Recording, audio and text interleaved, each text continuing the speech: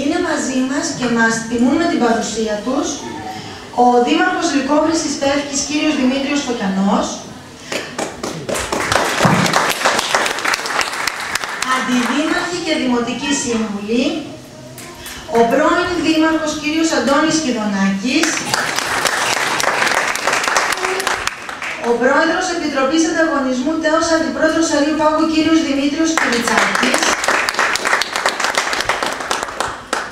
από τον Εμπορικό Σύλλογο ο κύριος Ιωάννης Πιπερίκος, ο Αντιπρόεδρος της Παγκριτίου ο κύριος Γιάννης Γιαννούλης, Αντιπρόεδρος του Συνδέσμου Κριτών Επιστημόνων, η κυρία Ελισάβετ Γιαννούλη, ο Πρόεδρος της Πανελλήνιας Ένωσης Φοροτεχνικών, κύριος Μανούσος Λουκάκης, και βεβαίως ευχαριστούμε πολύ τον τύπο που είναι πάντα κοντά μας, μας βοηθάει.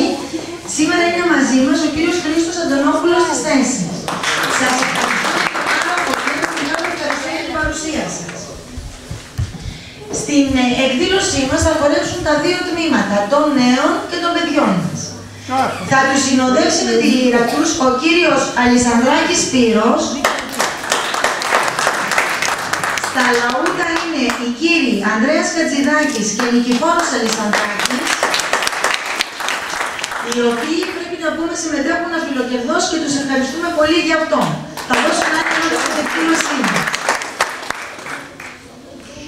Η παράδοση λέει ότι ο μεγάλος εθνάρχης, ο Ελευθέριος Βενιζέλος, απάντησε σε όσους τον αμφισβήτησαν ως ηγέτη, επειδή δεν προερχόταν από διακεκριμένη γενιά, τους απάντησε με τη γνωστή μαντινάδα «Ο άντρας κάνει τη γενιά και όχι η γενιά τον άντρα».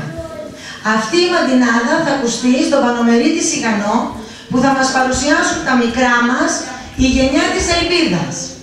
Τα μικρά μας εμάς.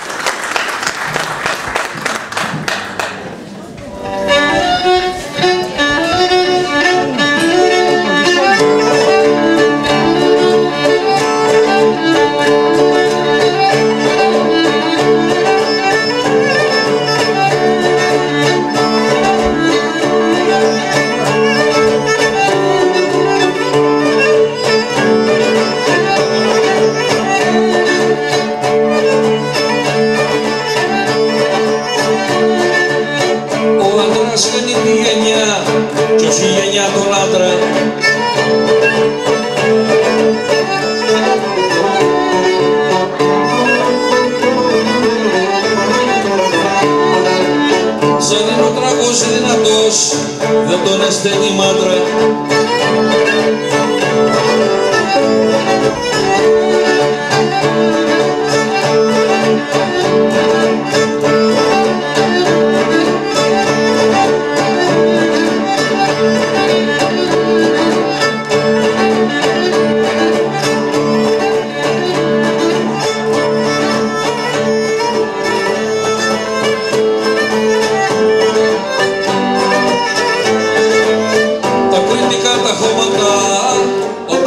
Σκάψεις.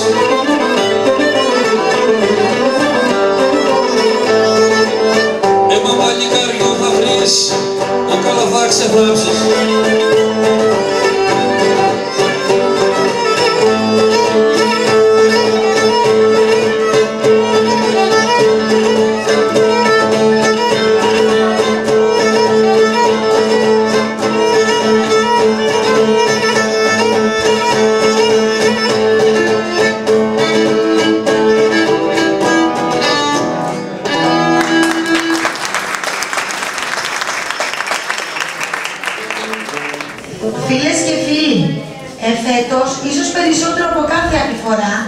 Η ανάμνηση της μάχης της Κρήτης δεν είναι απλά ένας επαναλαμβανόμενος επαιτειακός εορτασμός.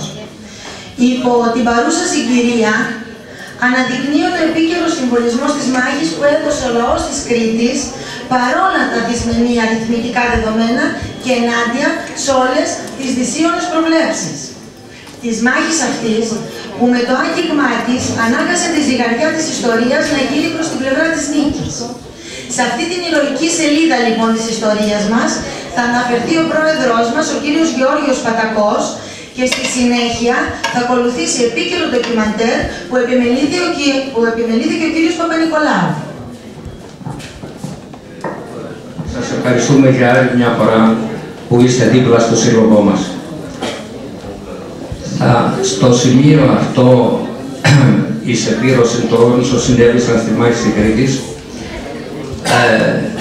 μπροστά σας ζωντανά έχουμε μία η οποία κατά κάποιο τρόπο δεν συμμετείχε, η κυρία Καζάνη Χαρούλα δεν συμμετείχε ακριβώς, αλλά ή το θύμα πολέμου, έχασε τον πατέρα της στη μάχη της Κρήτης και τη μητέρα της κατά τη διάρκεια της αντιστάσεως, και θα ήθελα να μας διηγηθεί πώς διαδραματιστήκαν αυτά τα γεγονότα.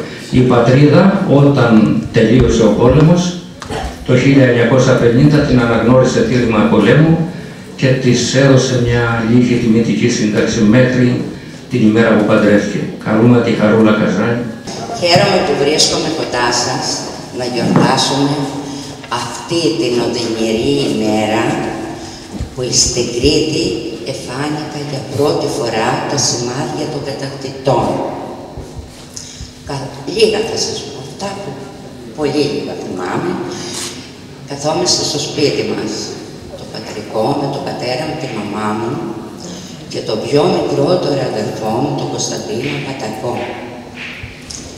Για μια στιγμή ακούσαμε το βουητό των αεροπλάνων στον ουρανό, τότε λεγόμενα στούτσες.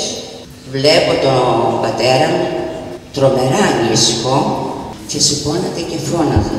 Επατήσανε οι σκύλοι το αίμα που χύσαν στο μέτωπο. Κρέμονται κάτι μαχαίρες που τις θυμάμαι από μικρής τους τύπους, μάλλον από το πρώτο πόλεμο μεταξύ και πέρα ο παπάς μου, ζώνεται και έφευγε. Εμένα με πήρε στην πέρα μεριά τους, της αυλή μας, και μου είπε, φίλησέ με, παιδί μου, και πέμου στο καλό μπαμπάκι με την νύχη. Αυτό ήταν το τελευταίο φιλί του μπαμπά μου. Του φωνάζανε να μην φύγει, να μην φύγει, έχει παιδιά. Και όχι, δεν άκουσε κανένα. Έφυγε. Πήγε, πέρασε από κάποιο χωριό, αν ξέρετε, το λένε Προμοναστήρι, ήταν η μεγάλη μου αδερφούλα πατρεμένη εκεί και ήταν νεογέννητο το εγγόνι που είχε από την αδερφή μου, το αγκάλιασε, του έδωσε ευχή και του έβαλε το όπλο του και του έδωσε ευχή να μεγαλώσεις παιδί μου και να γίνεις καλός πατριώτης. Έφυγε. Πήγε, πολέμησε στη μάχη της Κρήτης και αυτά που εμάθαμε τελευταία ήταν ότι τους πετρώσανε σε ένα ασβεστοκάμινο, μαχόμενους, την ώρα που εμαχόταν, τους πετρώσαν σε ένα ασβεστοκάμινο ζωντανούς. Και μία αδερφή του θεία του πατέρα μου, επίσης καημένη, και έσκαβε μετά και έψαχνε τα χώματα που ήταν ακόμα, μα ησυχάσανε οι βαρβατισμοί, τα χώματα που ήταν έτσι φρέσκα, μήπως θα βρίσκε κάτι για τον πατέρα μου. Δεν βρήκε. Στο γύρισμα του χρόνου το 1942, ο αδερφός μου Δημήτρης, ο Πατακός, ήταν στον Αλβανικό τότε. Ήρθε και αμέσως, δυστυχώς ή ευτυχώς για την πατρίδα μας, δεν σκέφτηκε να καθίσει σπίτι και να κοιτάξει ορφανά οι παιδιά, αλλά πώς να διοργανώσουν ομάδες και να βγουν στο βουνό να πολεμούν τον κατακτητή. Τότε που τον κυνηγούσαν, τον είχαν προδώσει, τον είχαν αποκηρύξει οι Γερμανοί, ήρθαν στο σπίτι, τον είχαν πιάσει, τον έφυγε και τα λοιπά. Χτυπούσαν τη μάνα μου στο σπίτι. Πού Δημήτρης, πού Δημήτρης, με τα ρόπουλα. Και να ήξερε βέβαια, δεν θα το έλεγε, αλλά δεν ήξερε. Την αφήσανε κάτω μεσόνεκρη, τη λέξη που θυμάμαι από τη μανούλα μου ήτανε «Στέλιο μου», λέγανε τον πατέρα μου Στέλιο, «Στέλιο μου, μας φάγανε και τις δυο οι σκύλοι και αφήνουμε ορφανά τα παιδιά μας». Έτσι και έγινε, από εδώ και πέρα, για να σας διηγηθώ πως έζησα την κατοχή, είναι πολύ μεγάλη ιστορία. Γι' αυτό σταματώ εδώ. Σας ευχαριστώ που με ακούσατε και φανταστείτε πως ζήσαμε.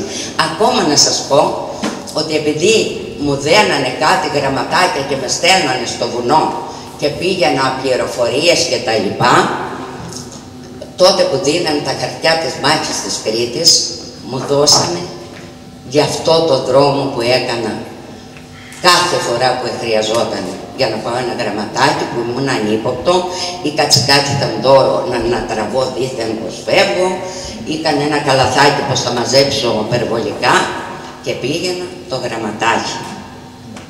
Ευχαριστώ πάρα πολύ που με ακούσατε και όπως είπε και εδώ ο Πατακός ο Γιώργος, έπαιρνα και το βοήθημα έως ότου επατρεύτηκα. Ευχαριστώ.